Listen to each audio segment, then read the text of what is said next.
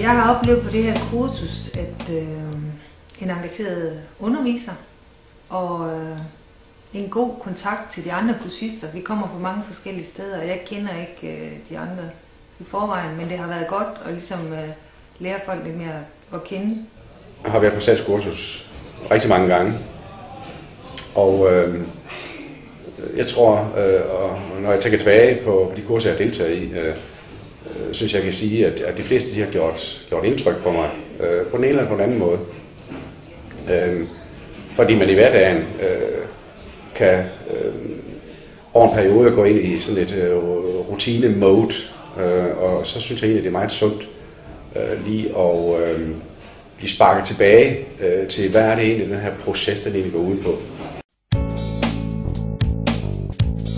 Nogen vil jo nok mene, at det egentlig er det samme.